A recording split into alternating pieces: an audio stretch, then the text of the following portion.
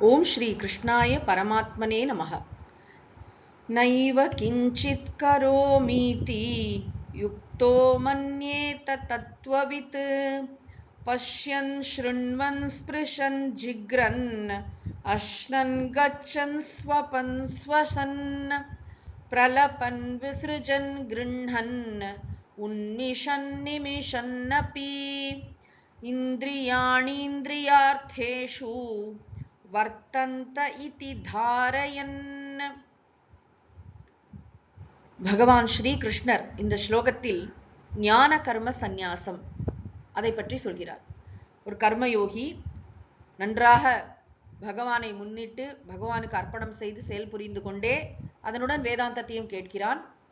வேதாந்தம் கேட்க கேட்க அவனுக்கு ஆல்ரெடி மன தூய்மை இருப்பதால், கர்மயோகத்தினால் மனம் தூய்மை அடைகிறது அல்லவா, அதனால அவனுக்கு வேதாந்தத்தை கேட்க கேட்க விஷயம் தெளிவாக புரிகிறது, ஆத்ம ஞானம் பிறக்கிறது அவனோட மனசுல. அவன் புறத்தில் கர்ம சந்நியாசம் செய்யாமலேயே ஞான கர்ம சந்நியாசம் செய்கிறான், அறிவினால் செயலை துறக்கிறான். இதுதான் நம்ம 4வது அத்தியாயத்திலையும் பார்த்தோம். அதனால அவனுடைய சிந்தனை எப்படி இருக்கிறது அப்படிங்கிறத பகவான் சொல்கிறார். முன்னாடி சொன்னார் இல்லையா, செயல்களால் அவன் பாதிக்கப்படாமல் இருக்கிறான் அப்படின்னா. அவன் செயல் புரியறானா, முதல்ல நல்ல செயல் புரியறான், ஆக்டிவா இருக்கான், நன்றாக. அந்த ஜீவன் முக்தன். ஜீவன் முக்தன்னா என்ன? வாழ்ந்து கொண்டிருக்கும் போதே முக்தியில் இருப்பவன். ஜீவன் முக்தக, இறந்து போனதுக்கு அப்புறம், செத்து போனதுக்கு அப்புறம் மோட்சம் அடையறதுனால இப்பவே அவன் முக்தனாக இருக்கிறான். நம்ம எல்லாருமே நிறைய வேலை பார்க்கிறோம். வேலை பார்க்கும்போது டயர்ட் ஆகுது, ஒரு ரெஸ்டே கிடைக்காதா, ஒண்ணுமே செய்யாம ரிசார்ட்ல போய் அக்கடான்னு இருக்க மாட்டோமா, அந்த இன்னர் லீஷர் எப்ப வரும் அப்படிலாம் கேட்கிறோம். இந்த ஞானி செயல் புரிந்து கொண்டிருக்கும் பொழுதும் அந்த இன்னர் லீஷரை உணர்றார். எப்படின்னா, நல்லா பிரிச்சிருக்காரு. ஆத்மா அனாத்ம விவேகம்.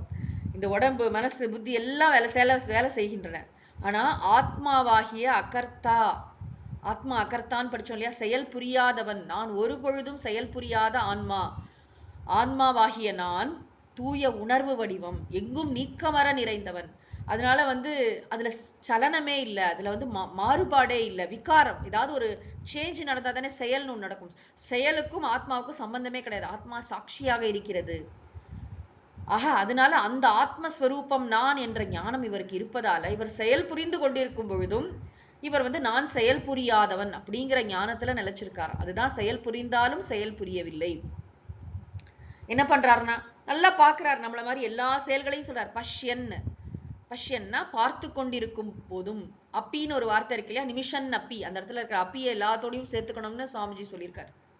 பஷ்யன் அப்பி பார்த்து கொண்டிருக்கும் பொழுதும், ஸ்ருண்வன் அப்பி கேட்டுக்கொண்டிருக்கும் பொழுதும், ஸ்பிருஷன் அப்பி தொட்டு உணர்ந்து கொண்டிருக்கும் பொழுதும், ஜிக்ரன் அப்பி முகர்ந்து கொண்டிருக்கும் பொழுதும், அஷ்ணன் அப்பி உணவை அருந்தி கொண்டிருக்கும் பொழுதும், கச்சன் அப்பி நடந்து கொண்டிருக்கும் பொழுதும், ஸ்வப்பன் அப்பி உறங்கிக் கொண்டிருக்கும் போதும், ஸ்வசன் அப்பி மூச்சு விட்டு கொண்டிருக்கும் போதும், பிரலபன் அப்பி அதாவது உரையாடி கொண்டிருக்கும் பொழுதும், விசிருஜன் அப்பி மல மூத்திரங்களை தியாகம் செய்யும் பொழுதும், கிருண்ணன் அப்பி செயற்கருவிகள், இந்த கைகளால் எடுக்கிறது அந்த மாதிரி செயல்களை செய்யும் பொழுதும், உன்மிஷன் அப்பி கண்களை திறக்கும் பொழுதும், நிமிஷன் அப்பி கண்களை மூடும் பொழுதும், என்ன நடந்தாலும் இந்த எல்லா செயல்களை செய்து கொண்டிருக்கும் போதும் இங்க என்ன சப்ஜெக்ட் யாரு அப்படின்னா, தத்துவவித்து அப்படின்னு ஒரு வார்த்தை இருக்கு இல்லையா, பரமார்த்த தத்துவவித்து. நான் மெய்ப்பொருள், நான் தூய உணர்வு, நான் ஆன்மா என்பதை உணர்ந்தவன். வித் என்றால் அறிந்தவன். எதை அறிந்தவன்? தத்துவத்தை அறிந்தவன். தத்துவவித்து என்ன தத்துவம்னா, நானே மெய்ப்பொருள் என்ற தத்துவத்தை உணர்ந்தவன், மெய் உணர்ந்தவன். அது மட்டுமல்ல, யுக்தக ஆன்மீக வாழ்க்கையுடன் தன்னை நன்றாக இணைத்து கொண்டவன். என்ன பாக்குறானா, செயல் அவன் புரியவில்லை, செயல் நிகழ்கிறது அப்படிங்கறத தெரிஞ்சுக்கலாம். இந்திரியாணி இந்திரிய அர்த்தேஷு வர்த்தந்தே. இந்திரியாணினா இந்திரியங்கள், பொறிகள், இதெல்லாம் இந்திரிய அர்த்தேஷு அதற்குரிய அந்தந்த விஷயங்களில் பொருந்துகின்றன. வர்த்தந்தேனா அது அதுல போகின்றன. Matter and matter interacts, it doesn't matter. இந்திரியாணி இந்திரிய அர்த்தேஷு வர்த்தந்தே. இது பிரகிருதியின் செயல்பாடு அப்படிங்கிறத பாக்குறானா. நான் செயல் புரியல, என்னுடைய மனசுதான் இப்ப சிந்தித்துக் கொண்டிருக்கிறது. நான் வேறு, மனம் வேறு. என்னுடைய உடல் செயல் புரிந்து கொண்டிருக்கிறது.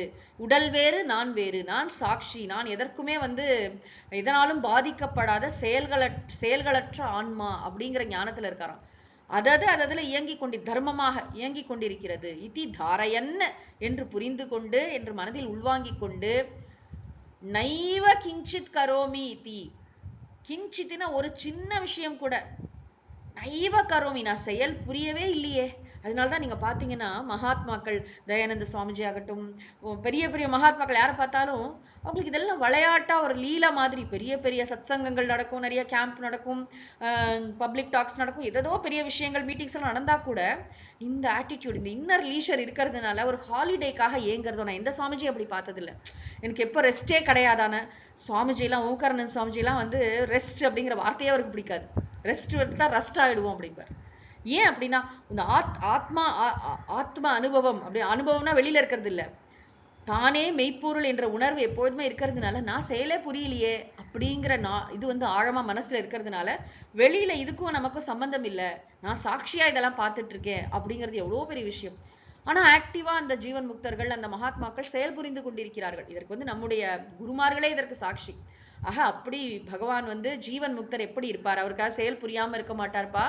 அவர் வந்து ஈவன் மினிமம் இங்க சொல்லியிருக்கிறது, பகவான் வந்து ஒரு சாதாரண வந்து ஒரு கர்ம சந்நியாசி கூட அவர் வந்து இதெல்லாம் செய்யக்கூடிய விஷயம் தானே, பார்க்கறது, கேட்கறது, சாப்பிடுறது, போறது, வருது, இந்த மாதிரி இந்த அடிப்படை செயல்களை செய்தாலும் கூட நான் எந்த செயலையும் புரியவில்லை அப்படிங்கிற ஞானத்துல நிலைச்சிருக்காராம். ஒரு அற்புதமான ஸ்லோகங்கள் இவை.